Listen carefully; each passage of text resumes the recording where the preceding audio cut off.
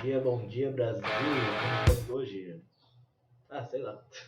Então, tô aqui para tirar uma dúvida aqui de um colega nosso aí, do direito, sobre questões do direito consuetudinário e aos costumes. Vamos dizer que a dúvida dele seria o que é o direito consuetudinário, para que ele serviu e se ele impera ou não até hoje. São três perguntas bem simples, a gente vai tentar responder e matar rapidinho. Vamos lá, primeira coisa. Direito consuetudinário surgiu antes da lei escrita, ou seja, antes que houvesse alguma legislação, coisa que hoje é imprescindível para a nossa organização, que é o que? No caso do Brasil, é esse aqui, ó, conjunto de leis, de códigos, certo? Tem especiais, tem comuns, ou seja, tem várias leis. Se eu não me engano, nosso país é o que mais tem lei no mundo.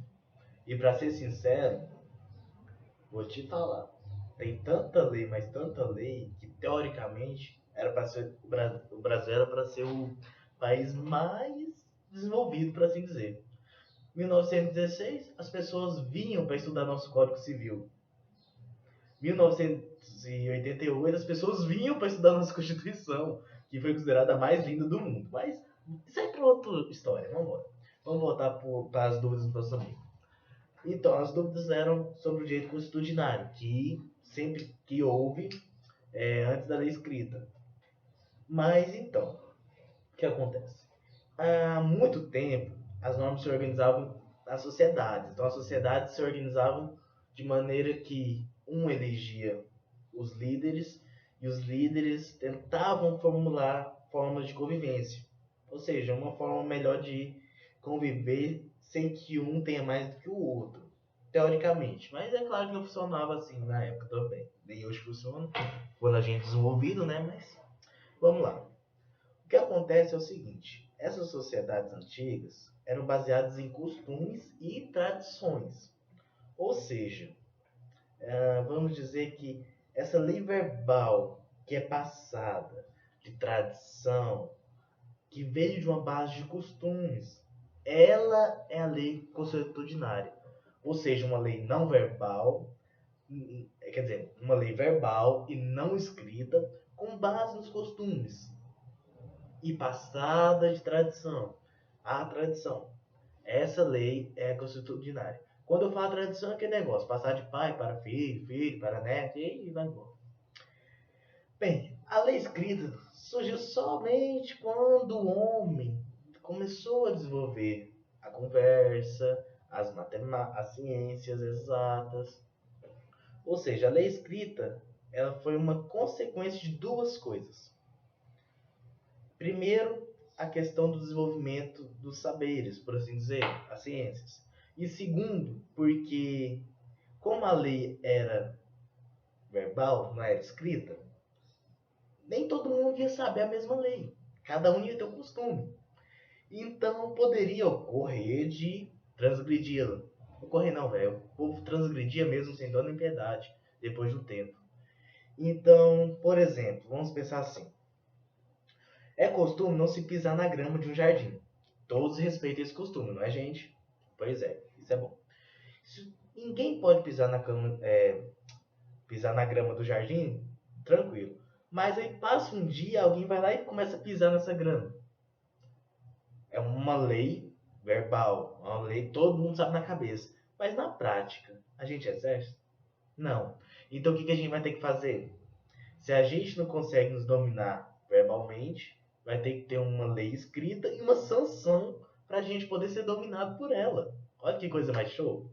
E aí que surgiu então a primeira lei escrita. Aí, por exemplo, vai colocar lá, nesse caso que a gente acabou de criar aqui, colocar lá, proibido pisar na grama.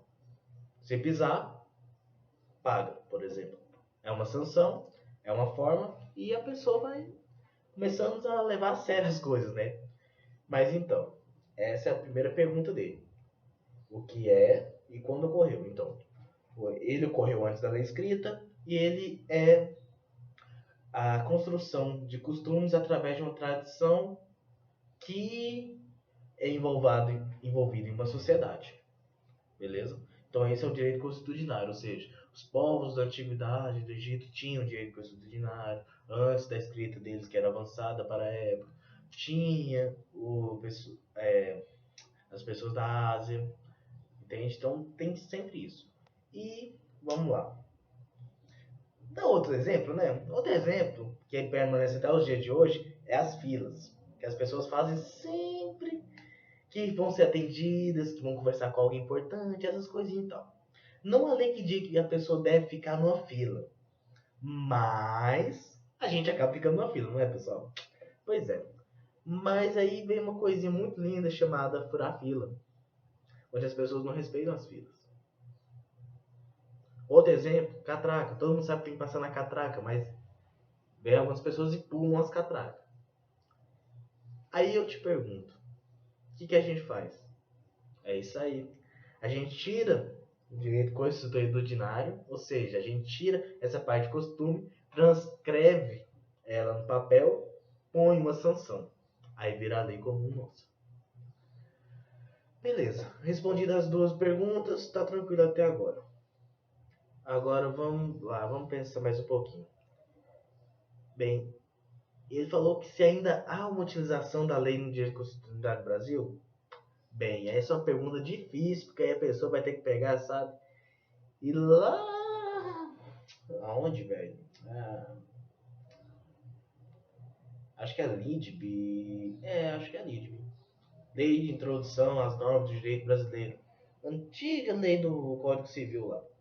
Ela vai estar no artigo 4º. Quando a lei for omissa, o juiz decidirá o caso de acordo com a analogia, os costumes e os princípios gerais do direito. Em outras palavras, ele vai falar que sim, há previsão de lei consuetudinária no nosso código para caso não haja uma resposta clara. Então, até hoje, no Brasil ainda é utilizado o direito consuetudinário e também pelo mundo, nas questões, vamos dizer, relativamente internacionais. E alguns países também utilizam, embora eu não tenha esse conhecimento para passar para vocês, porque também não ia ser muito importante nesse momento, porque eu estou respondendo dúvidas, não criar dúvidas, né? Mas então, a expressão então, do direito constitucionário é essa. Respondidas as três perguntas. Nossa, demorei 7 minutos para responder essas perguntas. Tem que escrever para não esquecer essas coisas. Mas então, agradeço aí esse nosso primeiro vídeo. Abraço aí, espero que gostem. Curtam a página, por favor, me ajuda aí, gente. E se tiver dúvidas, pode passar. Pode colocar de qualquer coisa. Caso eu não dê conta de responder, eu procuro me informar para responder. Caso não dê conta, eu coloco lá embaixo. Desculpa aí, mas tá longe do meu alcance. Bem, então, obrigado aí. Até mais.